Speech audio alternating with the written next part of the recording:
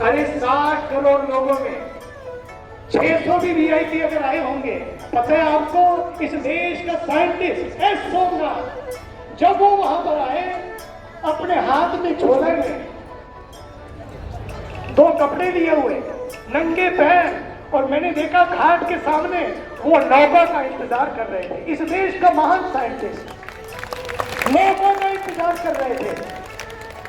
ये इस देश की श्रद्धा, ये इस देश की आस्था। मैं इस देश की आस्था और इस देश की माटी को प्रणाम करता हूं, जहां पर इतने लोग आए।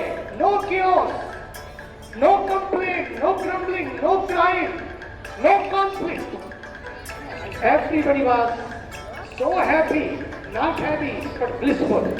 मुझे तो लगता है this is not a breaking news for India, this is a making news for India, making news for India.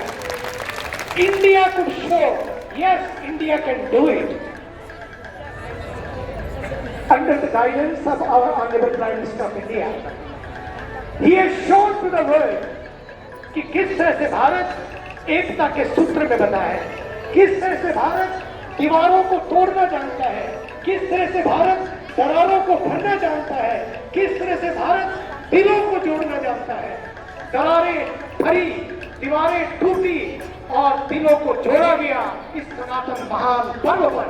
पूरे सनातन का विराट दर्शन अगर किसी ने कराया, इस महाकुंभ ने कराया। हाँ, वहां पर भी कुछ लोग थे, नेगेटिव खड़े गए, नेगेटिविटी परोसी गई, नारे भी दिए गए, लेकिन सच मानिए पूरे कुंभ की शक्ल देखकर लोगों की अकल ही बदल गई, अकल ही बदल गई।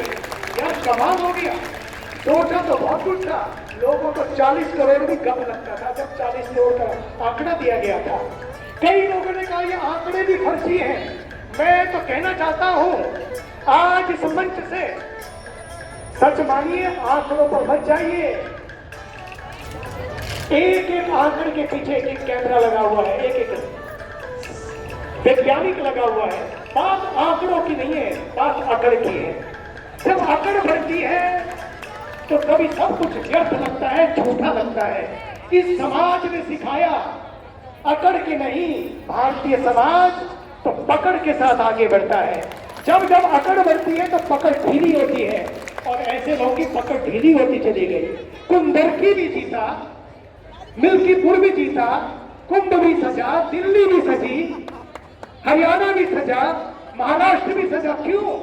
क्योंकि लोगों ने धीरे धीरे महसूस किया कि कहीं चूक गए हम लोकसभा के इलेक्शन में, कहीं कुछ गलती हो गई। उस गलती को लोगों ने सुधारने का प्रयास किया, और आगे भी आने वाले समय में लोगों को लगने लगा यार एक ही तो व्यक्ति है अपने पास जिसने अपने आप को, अपने समय का, अपने प्रतिभा का, अपने हर क्षण का बलिदान कर दिया इस देश के लिए।